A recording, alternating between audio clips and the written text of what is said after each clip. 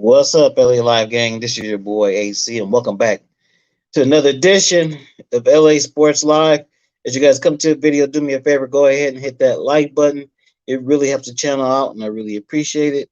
And if you're new to the channel, if you just found a brother, go ahead and subscribe.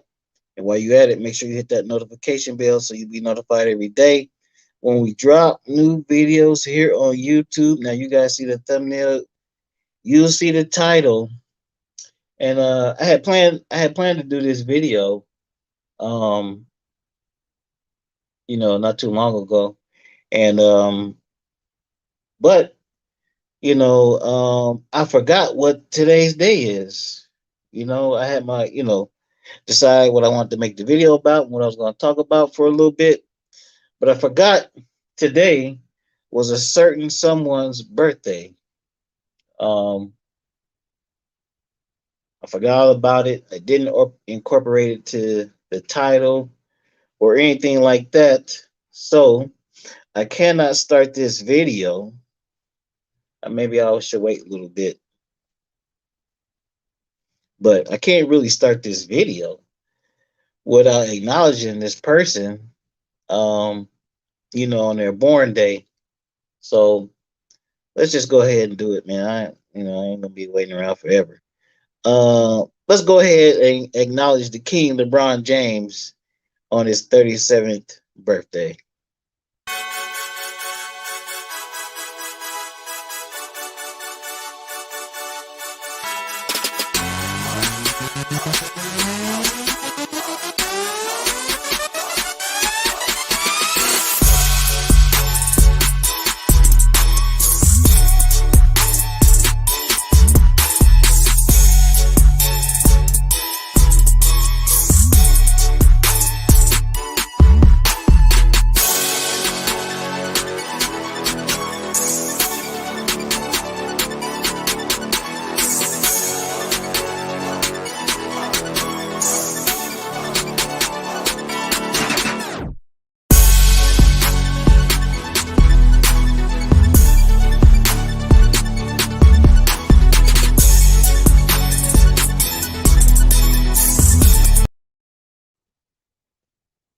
Okay.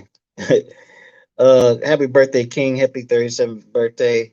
Um, Hope you enjoy many more, and hope you enjoy many more in the purple and gold. Anyway, you guys see the thumbnail, you see the title. Let's get straight to it. Um, of course, you guys know the Lakers have been hit heavy with, of course, the injury bug all season, and also as of late with the health and safety protocol bug. The Lakers are now actually getting their players back. Um, you guys know it wasn't just players. Head coach Frank Vogel, several members of the health, the training staff, several members of the video team. Hell, shit, even a couple of the announcers were out for health and safety protocols, but a lot of people are coming back. Austin Reeves and Avery Bradley came back. So who are we waiting for? I think we're still waiting for Kendrick Nunn, even though he's hurt, and we're still waiting for Trevor Ariza. That's who I can think of right now. And then, of course, head coach Frank Vogel to come back. So anyway, but their return is imminent, right? Those guys are going to return. So moving forward, we're going into the new year, almost the second half of the season. So the Lakers are getting healthy.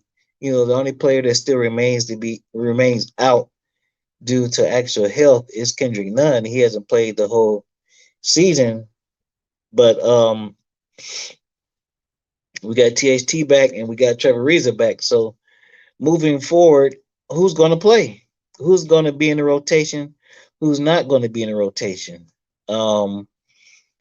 Before the season started, this was looked upon as going to be a deep team, and with several different options, but things didn't materialize that way because of stuff we just talked about. So moving forward, the Lakers are going to be kind of log jammed with players.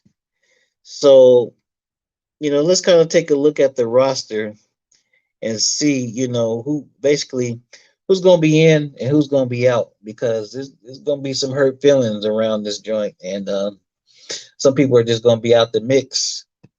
Let me get my notes here. So, and let me get this again. Okay, cool. So look, these are guys who I feel definitely should be out, who definitely should be out of the rotation. And you probably have seen them their last days in the rotation playing for the Lakers, and that's just it. Number one, Deandre Jordan, he's out. As far as I'm concerned, he'll probably never get back on the floor for LA Lakers. Matter of fact, I believe it is. Now that we're talking, let's talk about DJ real quick. Today's Thursday. I think by Sunday or Monday, the Lakers are going to have to make a decision on Stanley Johnson, um, and Darren Collinson. Now, I, you know, Collison just hasn't really showed that much, but I don't think they're going to keep him around. But I could be wrong. But anyway, but definitely Stanley Johnson has showed a lot. He's popular with Laker fans. He's made a difference. Coaching staff has even said as much. So I think Stanley Johnson is going to hang around. In case you guys didn't know, the rumors did come out yesterday that there's already speculation that the Lakers are planning to cut DeAndre Jordan, um, in the coming days. Now, you never know what could happen in the next few days. A lot could happen. But the word is that right around the first of next week, when the Lakers have to make a decision on Stanley Johnson and Darren Collison, the word on the street is that they are planning to keep Stanley Johnson, and that DeAndre Jordan will be waived. So, just look for that to happen. Like I said, you think it happen between now and Monday or Tuesday, but that's the word that came out yesterday. So anyway, DJ is out of rotation. Next player I feel is probably going to be out of the rotation is Kent Bazemore, for obvious reason. He's just not playing well. And then when he gets in there, he tries to too much. He tries to do too much. Uh, Bazemore is out of there. Now here's another guy that I think is going to be out of rotation that I actually like is Wayne Ellington. But the thing is, Wayne Ellington, he's too one dimensional. Like Kareem says, he's too one dimensional. In order for him to be effective, shit just had to go perfect. Well, ain't nothing going perfect for the Lakers all year, so I just don't see how he can survive under those circumstances. So that's three players right there that I think that are going to be permanently out of the rotation, and even somebody, and all three of them could be off the Lakers roster altogether shortly. Um, so that leaves us with about 12 guys or so, something along those lines. And we got to decide, man. We got to decide who's going to be in the actual rotation now. As of late, we've seen that Fizdale has gone with a shortened rotation, eight or nine players, and which is fine. It is what it is. Players ain't gonna like it, but it is what it is. We got to put the best product out there. Oh, what's up? What's up, D6? You guys make sure you go check out D6 Talks Lakers, another cool Laker channel, D6. He definitely has some good opinions and some good topics. So you guys want to go out there and check out D6 Talks Lakers. So look, we gotta figure out, who we're gonna play. So let me just run off the names on who I think should be in the rotation, and we'll just go from there. Um, you do need elite, and this is not even going to include Anthony Davis. That's one, and this is not even going to include Kendrick Nunn. But two players that would look to be very important and to be solidly in the rotation. So this doesn't even include these two guys because they're both out right now. So the rotation, the guys who I think they're going to be in the rotation, and I think you got to have at least one big, so that leaves Dwight number one. because we saw Dwight didn't play in the previous game. But the Lakers, they can get away with LeBron. They can get away with small ball center against Houston. Because of the matchup with Christian Wood. Christian Wood's kind of light in the ass, so they can get away with that. But the very next game, you saw Dwight did have to play because there's no way you can play LeBron and Trevor Reeves or whoever center versus Steven Adams. So that's why you got to have at least one big. So Dwight's number one. Of course, LeBron will be number two. I think he deserves to be in the rotation. Um, Russ is going to be number three, your third player in the rotation. Number four, I would say Carmelo Anthony. You need that scoring punch off the bench for sure. And in this league, you need shot makers. And Melo has proven that he can make shots. One of the greatest scorers in the league's history. Um, so that's four. You count Melo, that's four. When he comes back from health and safety protocols, Trevor Ariza, that's number five. So that's five players right there that I believe will be in the Lakers rotation. Now, let's go further down the line and see where things get kind of sketchy. Um, Freshly back from health and safety protocols, number six is Austin Reeves. And it's not in any particular order. I'm just naming the players. So that's six. Austin Reeves, the undrafted rookie, who is a favorite of the coaching staff and head coach Frank Vogel because of his hard, you know, his intensity and, his ability to do a number of different things. Um, I'm gonna finish this rundown D6, and then we'll talk about trades a little bit. So number six, Austin Reeves. Number seven, of course, fresh from health and safety protocols, Malik Monk has been on a tear of lately. So Malik Monk's definitely got to be on in the rotation. So Malik Monk's number seven. Number eight, another favorite, Frank Vogel, Avery Bradley. So that's eight players.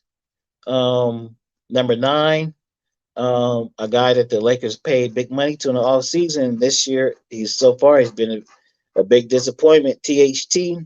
That's nine players right there.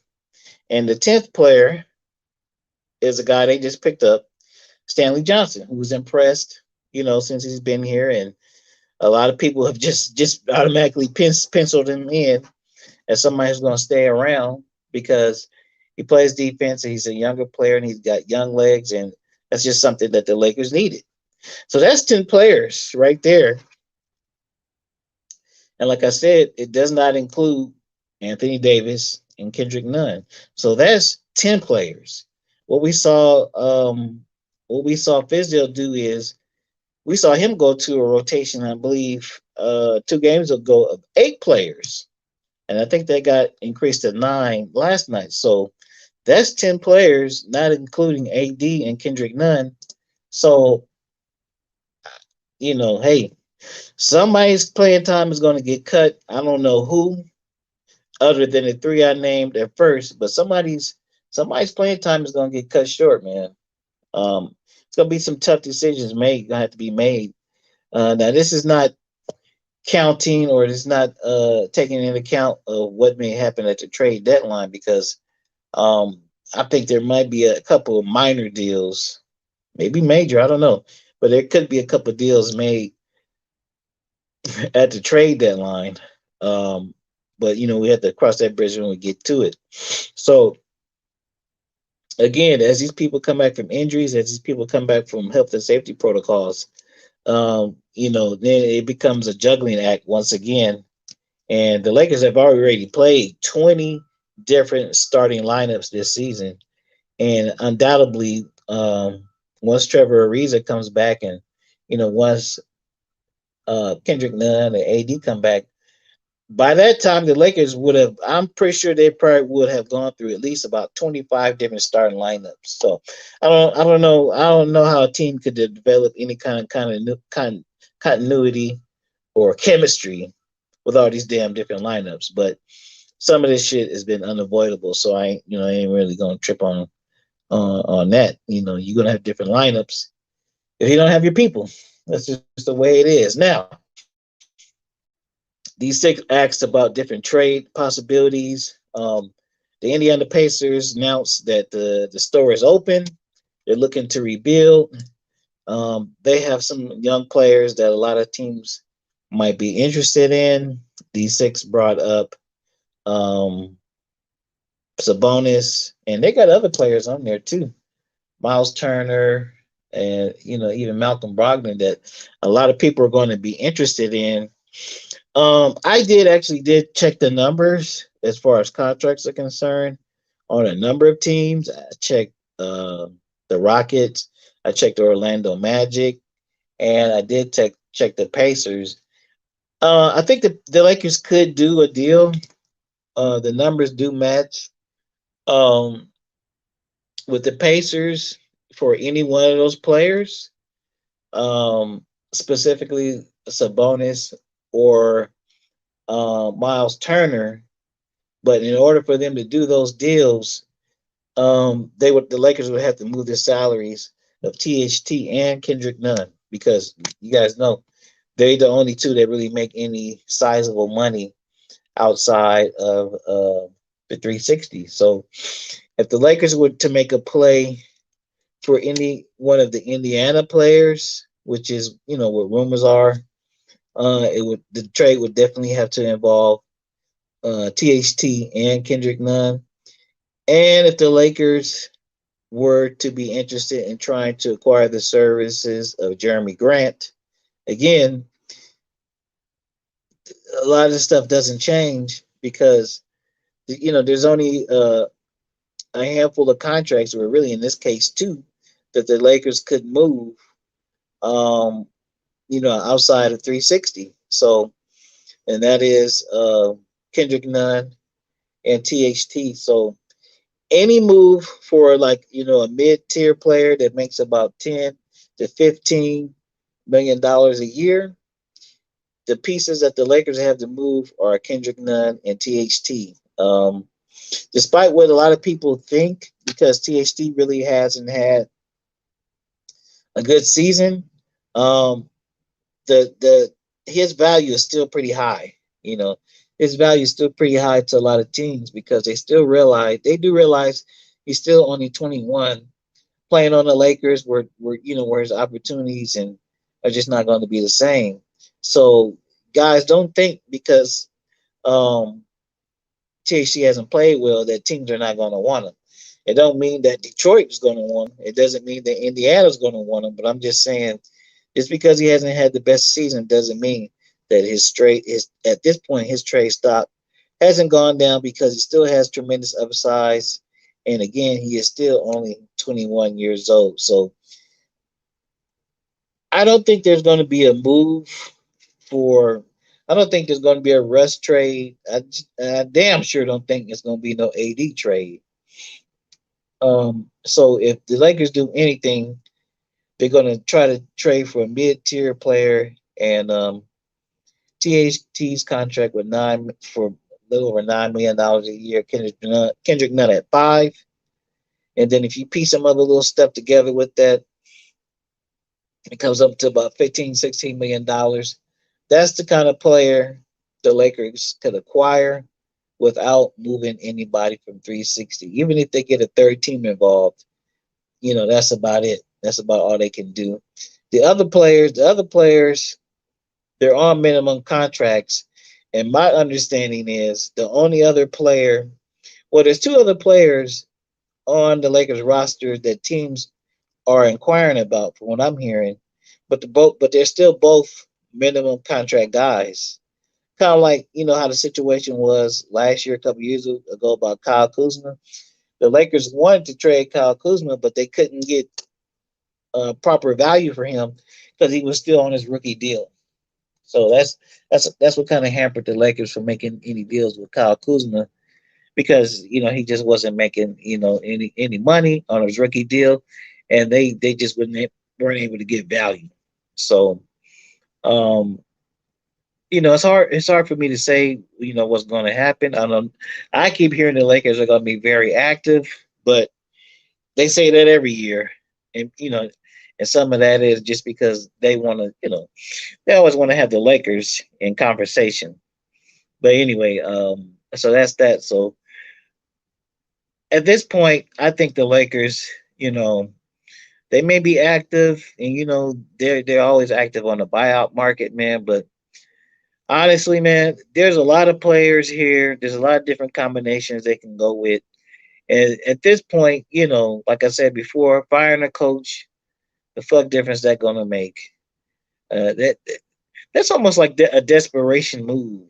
It works out sometimes, but not too often. I mean, it worked with the Cavs when he fired Blatt and brought in Ty Lue. And last season, it worked out well for the Atlanta Hawks. They fired Lloyd Pierce, and then shit, I can't remember the name of the coach they have now, but you know that worked for them, and they made it all the way to the Eastern Conference Finals. So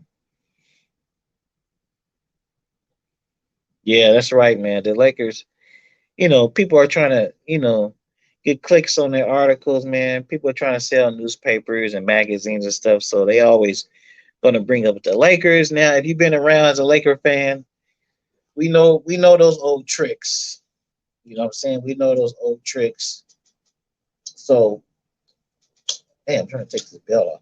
We know those old tricks. So a lot of this stuff that we're hearing, Ben Simmons and all that kind of stuff, you know, I would love to have Ben Simmons. I would love to have Ben Simmons, but I just don't think it's in the cards. But you know, we'll see. We'll see. I do think it's a conspiracy to get Ben Simmons to LA some kind of way. But I just don't see how that's gonna work, how the Lakers could swing that. I just don't even think it's possible. But anyway, uh that's that. So, you know, not a good, ending to the game last night. A couple of mistakes were made and the Lakers let one get away that they could most definitely have won. But if you look at the situation, you got to look at the situation as a whole. I mean, Memphis only scored on what 104 or 5 points or whatever. So the Lakers defense, man, is getting better. Things are getting better. Uh, this team is older, and players like LeBron and Westbrook and Melo, I just believe they were kind of tired last night, and that's part of the reason for LeBron slipping and falling and all that kind of shit and throwing a sloppy pass. It is what it is. What can you say? You win some, you lose some. I'm not really tripping off about these little wins and losses here and there because this we all know this team is built for the playoffs. And I mean, but at the same time, we got to win some damn games to get to the playoffs. First and foremost. But I'm not really tripping off that too hard. We probably still got another month before AD comes back, so the Lakers just need to stay afloat, man. They just need to stay afloat.